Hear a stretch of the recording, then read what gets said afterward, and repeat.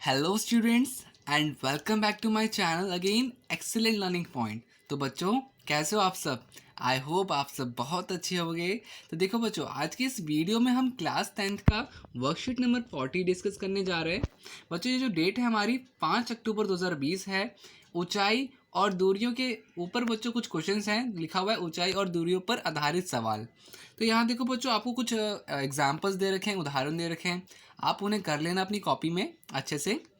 यहाँ पे दो क्वेश्चंस भी हैं आपका, सबसे पहला फर्स्ट और सेकंड।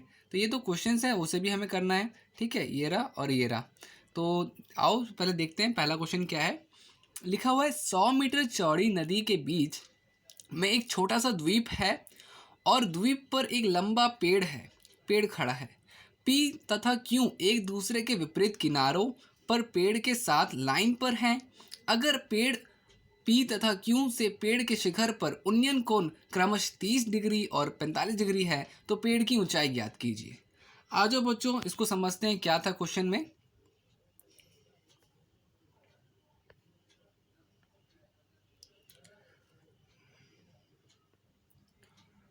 तो बच्चों पहला क्वेश्चन क्या बोल रखा है, तो देखो बोला जा रहा है कि एक नदी है, तो जो कितनी मीटर की है, तो 100 मीटर की है। एक ये हो गया, एक ये हो गया, ठीक है, 100 मीटर की नदी हो गई।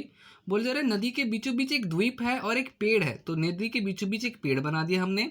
ठीक है, हमें क्या निकालना है बच्चों, उस पेड़ का हाइट निकालना है। उस पेड़ का हाइट हमें नहीं पता, ठीक है, उस पेड़ का हाइट निकालना है। और बोला जा रहा है कि नदी के दोनों किनारे, दो किनारे हैं, नदी के दो किनारे हैं, एक पी है और एक क्यू है। बच्चे इन दो किनारे, ये जो किनारे का पॉइंट है, इससे उन्नयन कोण बन रहा है 45 डिग्री और यहाँ से उन्नयन कोण बन रहा है 30 डिग्री। आपको क्या करना है बच्चों, आपको पेड़ का हाइट निकालना है। ठीक है, तो हमने क्या किया बच्चों, यहाँ पर हमारा हल है ये। तो माना ओ ए पेड़ की ऊंचाई है। हमने क्या माना बच्चों यहाँ पर, तो हमने ओ ए को पेड़ की ऊंचाई मान ली। ये जो हमारा ओ ए है इसे हमने ऊंचाई मान ली। ठीक है, अब देखो यहाँ पे आपको दो त्रिभुज दिख रहे हैं बच्चों। यहाँ पे दो आपको ट्रायंगल दिख रहा होगा। एक दिख रहा है क्यू ओ ए, ये आप लिखो, यहाँ पे लिख सकते हो क्यू ए ओ, आपकी मर्जी है। दो ट्रायंगल दिख रहे हैं, एक यहाँ पे इसको और एक यहाँ पे इसको। हम दोनों को अलग से देखते हैं बच्चों। तो सबसे पहले हम देखते हैं क्यू ए। ठीक है, क्यू ओ ए। तो यहाँ पे बच्चों आपको क्या दिख रहा है क्यू ओ ए में, तो आपको दिख रहा होगा 45 डिग्री। 45 डिग्री। तो यहाँ पे देखो, इसको सॉल्व करते हैं। तो देखो tan 45 और आपका क्या होता है tan 45, तो हमारा होता है, क्या होता है, अगर आपको फॉर्मूला ना पता हो तो हमेशा यहाँ देखो, यहाँ इससे कर लिया करो, पंडित भद्री प्रसाद हर हर बोले। ठीक है, तो यहाँ पे tan का फॉर्मूला क्या होता है, परपेंडिकुलर अपॉन में बेस। तो हमारा परपेंडिकुलर क्या है, ओ ए है, और बेस क्या है, ओ क्यू है। ठीक है, हमें बच्चों ओ ए नहीं पता, वो एच है। tan 45 पता है, वो 1 है। ओ क्यू नहीं पता, तो हमारा यहाँ पे कुछ इस तरह से क्या वैल्यू निकलता है ओ क्यू का, तो O Q is equal to H निकलता है। ठीक है, इतना हो गया। अब आते हैं बच्चों नेक्स्ट, हमारा जो नेक्स्ट ट्राइंगल है इस पे, ये जो त्रिभुज है इस पे आते हैं। अब यहाँ पे बच्चों हमारे पास क्या दे रखा है 30 डिग्री, तो हम यहाँ पे क्या लिखेंगे, tan 30 degree O P O A upon में ओ पी। tan 30 डिग्री का वैल्यू होता है 1/√3। ओ ए हमें पता नहीं, उसे एच माना है। ओ पी हमारे पास वैल्यू ये है। ठीक है, तो हमारे पास इस तरह से बच्चों आ जाता है ओ पी √3/h। अब देखो बच्चों यहाँ पे क्या होगा, तो देखो हमारे यहाँ पे ये पता है कि हमें ये नहीं पता कि ओ पी कितना होगा और ओ क्यू कितना होगा, बट हमें ये पता है कि टोटल पी क्यू कितना है, 100 मीटर है। ठीक है, तो हम यहाँ पे क्या करने वाले हैं, तो यहाँ पे हम करने वाले हैं P Q is equal to, हमें दे रखा है 100 मीटर, और पी क्यू किन दो भागों में बांटा हुआ है, तो ओ पी और ओ क्यू में बटा हुआ है।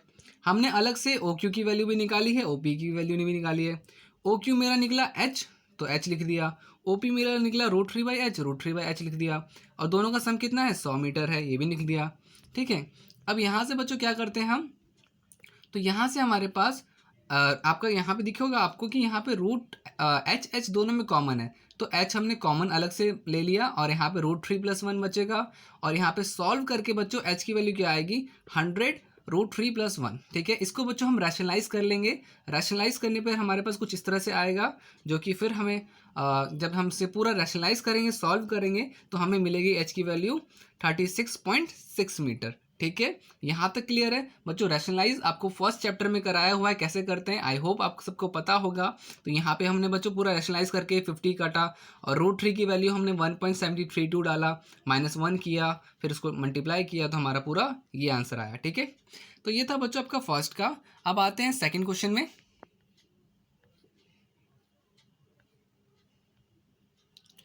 तो बच्चों जैसा कि आपको सेकंड क्वेश्चन दिख रहा है, लिखा हुआ है 5 मीटर ऊंची 5 मीटर ऊंची एक मीनार पर एक ध्वज दंड लगा है। बच्चों कोई एक टावर होगा और एक टावर के ऊपर एक झंडा लगा होगा। ठीक है, भूमि पर स्थित किसी बिंदु से ध्वज दंड के ऊपर सिरे व पाद बिंदु का उन्नयन कोण क्रमशः 60 व 45 डिग्री है। ध्वज दंड की लंबाई ज्ञात कीजिए। बड़ा सिंपल क्वेश्चन है बच्चों ये भी, आओ इसे करते हैं।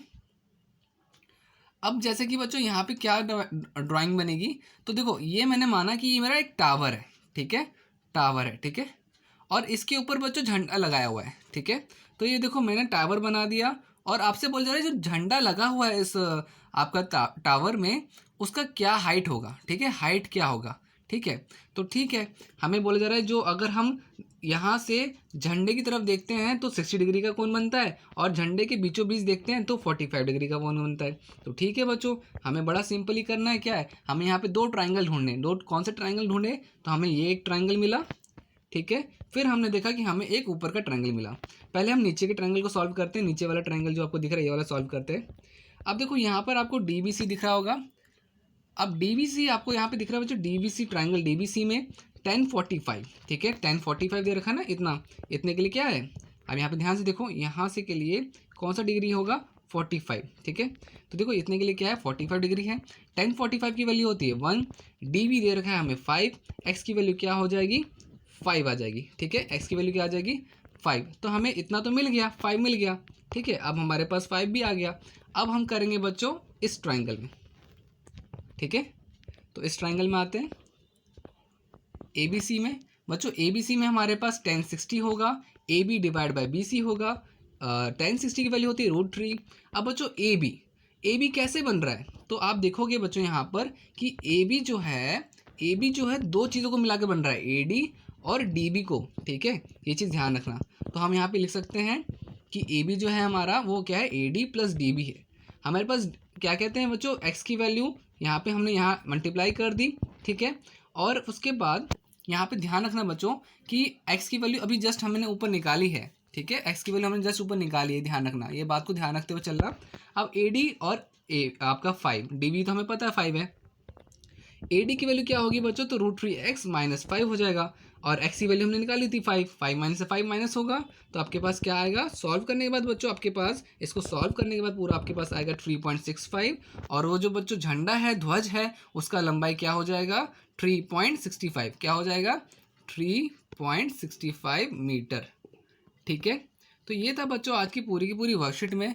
मैं आशा करता हूं बच्चों कि आपको पूरी की पूरी वर्कशीट अच्छे से समझ में आई होगी। अगर बच्चों आपको समझ में आई, वीडियो आपके लिए यूज़फुल रही तो प्लीज़ वीडियो को लाइक शेयर कमेंट ज़रूर कीजिएगा बच्चों, बिकॉज ये मुझे मोटिवेट करता है ऐसी वीडियोस और बनाने के लिए। तो ठीक है बच्चों, आज की वीडियो में इतना ही। अगर बच्चों आप नए हो चैनल पे तो प्लीज़ चैनल को सब्सक्राइब भी कर देना। ठीक है, ताकि जब भी मैं ऐसी वीडियोस नेक्स्ट अपलोड करूं तो आपके फ़ोन में सबसे पहले वहां पे नोटिफिकेशन आए और ईजिली आप मेरी वीडियो ढूंढ सको और वॉच कर सको। तो मिलते हैं नेक्स्ट वीडियो में, तब तक के लिए बाय बाय, टेक केयर।